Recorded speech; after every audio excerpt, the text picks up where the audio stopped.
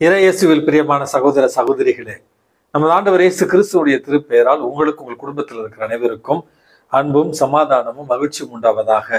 அன்புமிக்கவர்களே, October மாதம் 23ஆம் தேதி தாயாம் திரு அவை கப்பிஸ்திரானோ நகரத்தினுடைய புனித யோவான் என்பவருடைய நினைவு நாளைத்தான் கொண்டாடுகிறது. இவர் இத்தாலி தேசத்துல வட இத்தாலியில பிறந்ததாக இவருடைய வரலாற்றில் நம்ம அறிகிறோம்.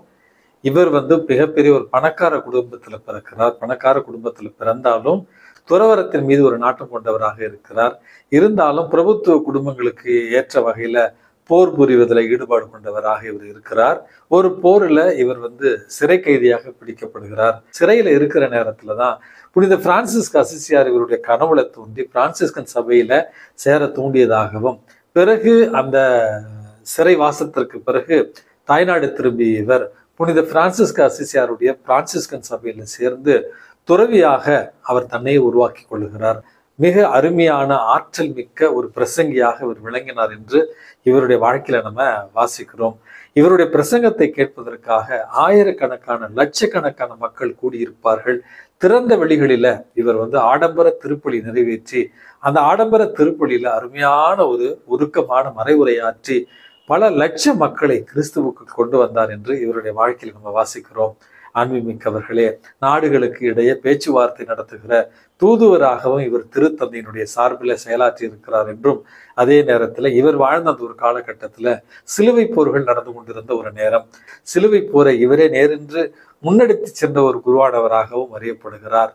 வாழ்நாள் முழுவதும் தன்னுடைய வாழ்வை இறை வார்த்தையை அறிவிப்பதிலும் நற்கருணை பற்றின நற்செய்தியை உலகமெங்கும் அறிவித்ததிலும் இவர் சிறப்பு மிக்கவராக வாழ்ந்திருக்கிறார். வழக்குரைஞர்கள் மற்றும் நீதிபதிகளுடைய பாதுகாவலராகவும் அறியப்பட்டிருக்கிறார்.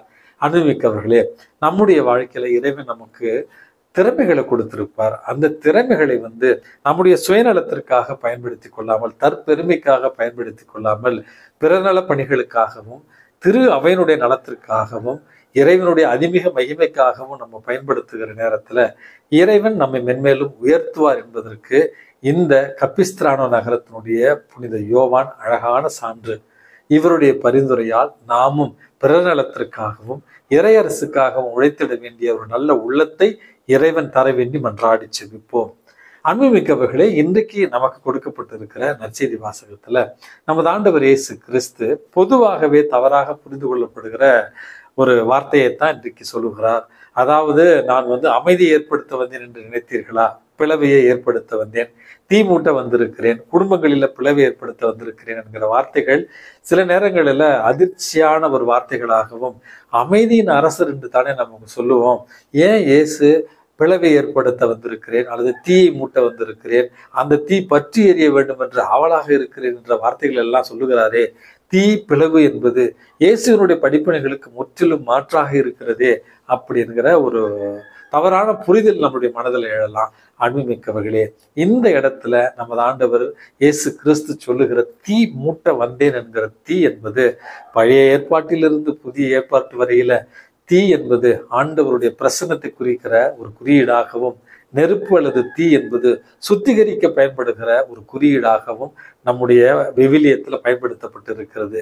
அப்படி என்றால் இந்த தீ, இந்த நெருப்பு என்பது நம்ம ஆண்டவர் இயேசு கிறிஸ்து கூறுகிற இந்த தீ என்பது நம்மை பாவங்களில் இருந்து சுத்திகரிக்கிற அல்லது தூய்மைப்படுத்துகிற ஒரு தீயாகவும், இறைவனுடைய பிரசன்னத்துல நம்மை வழிநடத்துகிற ஒரு தீயாகவும், புதிய ஏற்பாட்டுல பெந்தகோஸ்து பெருவிழாவில் நெருப்பு நாக்குகள் வாயிலாக தூய ஆவியானவருடைய பிரசன்னத்தை திருத்தூதர்களும் அன்னை மரியாளும் பெற்றுக்கொண்டார்கள் என்பது தூய ஆவியனுடைய கொடைகளையும் கனிகளையும் பெற்று தருகிற ஒரு குறியீடாகவும் தான் இந்த இயேசு சொல்லுகிற தீயை நம்ம பார்க்க வேண்டும். ஆகவே தீ மூட்டவே வந்தேன், அது பற்றி எரிய வேண்டும் என்று ஆவலாக இருக்கிறேன் என்று இயேசு கிறிஸ்து சொல்லுவதன் மூலமாக நம்முடைய உள்ளத்துல விசுவாசத்தீ, பிறரன்பு தீ, கடவுள் மீது இருக்கிற நம்பிக்கை என்கிற அந்த ஒரு தீ, தூய ஆவியானவருடைய நம்மை தூய்மைப்படுத்துகிற ஒரு தீ, தூய ஆவியானவருடைய கொடைகளையும் கனிகளையும் தருகிற ஒரு தீயாக நம்முடைய உள்ளத்துல அது பற்றி எரிய வேண்டும் அப்படிங்கிற ஒரு கருத்திற்காக மன்றாடத்தான் இறைவன் நமக்கு அழைப்பு விடுக்கிறார். இரண்டாவது ஒரு செய்தியாக, பிளவை ஏற்படுத்த வந்தேன், அமைதி ஏற்படுத்த அல்ல அல்லது ஒற்றுமை ஏற்படுத்த அல்ல என்று கூறுவதன் மூலமாக இயேசுவை பின்பற்றுகிற சீடர்கள் தங்களுடைய குடும்பத்தினருக்கு எதிராக, இந்த உலகத்தினுடைய நீதிகளுக்கு எதிராக நடக்கிற பொழுது நாம் அந்த இடத்துல ஒரு பிளவை ஏற்படுத்துகிறோம். இயேசுவுக்காக நம்ம சார்ந்து இருக்கிற நேரத்துல அநீதிக்கு எதிராக ஒரு பிளவை ஏற்படுத்துகிறோம், அக்கிரமங்களுக்கு எதிராக ஒரு பிளவை ஏற்படுத்துகிறோம், இந்த உலகத்தில் இருக்கிற பாவங்களுக்கு எதிராக ஒரு பிளவை ஏற்படுத்துகிறோம். இயேசுவுக்காக நாம் தனித்து நிற்கிறோம் என்கிற அழகான செய்தியைத்தான் இந்த வார்த்தை, இந்த சொல்லாடல் பயன்படுத்தப்பட்டிருக்கிறது. சீரியாவில் 2015 ஆண்டு 29 என்று நினைக்கின்றேன், சரியான எண்ணிக்கை எனக்கு தெரியவில்லை. சீரிய நாட்டினுடைய கடற்கரையில ஆர்த்தடாக்ஸ் கிறிஸ்டியன் என்று சொல்லப்படுகிற கீழை சபையினுடைய, கீழை திருச்சபையினுடைய 29 நபர்களை IS தீவிரவாதிகள் கழுத்தை அறுத்து கொண்டார்கள். அதை வீடியோவாக எடுத்து உலகம் முழுவதும் வெளியிட்டு ஒரு அச்சுறுத்தலை அவர்கள் ஏற்படுத்த நினைத்தார்கள். ஆனால் அவர்கள் நினைத்தது ஒன்று, நடந்தது ஒன்று. அந்த 29 பேரும் கிறிஸ்துவை மறுதலிப்பார்கள் என்று அவர்கள் எண்ணினார்கள். ஆனால் அந்த 29 பேரும் கிறிஸ்துவை மறுதலிக்கவில்லை. மாறாக புகழ்ச்சி பாடல்களோடு கிறிஸ்துவுக்கு அந்த மறைசாட்சியத்தை மகிழ்ச்சியாக ஏற்று சான்று பகர்ந்தார்கள் என்பதுதான் வரலாற்று உண்மை. இந்த நிகழ்வுல இன்னும் நம்மை தொடுகிற ஒரு உண்மை என்னவென்றால், அந்த 29 பேர்களில் ஒருவர் சீரிய நாட்டை சேர்ந்தவரும் அல்ல, ஒரு கிறிஸ்தவரும் அல்ல. ஆனால் மற்ற 28 பேரும் கிறிஸ்துவுக்காக மறை சாட்சியத்தை அவர்கள் மகிழ்ச்சியோடு ஏற்றுக்கொண்ட அந்த தருணத்தை பார்த்த கிறிஸ்துவை அறியாத அந்த நண்பர் கடைசி நேரத்துல மற்றவர்களை பார்த்து, என்ன அருமையான ஒரு விசுவாசம், என்ன ஒரு அருமையான நம்பிக்கை இவர்களிடத்தில் இருக்கிறது என்று தானும் கிறிஸ்துவை ஏற்றுக்கொள்வதாக இறப்பதற்கு முன்பாக கிறிஸ்துவை ஏற்றுக்கொண்டு கிறிஸ்துவுக்காக சாட்சியம் பகன்ற அந்த 29வது மறைசாட்சியும் உண்மையாகவே இன்றைக்கு தனித்து நிற்கிறார். அன்புமிக்கவர்களே, நம்முடைய அன்றாட வாழ்க்கையில கூட இயேசுவை மறுதலிக்கிற பல வாய்ப்புகள் இந்த உலகம் நமக்கு தந்து கொண்டிருக்கிறது.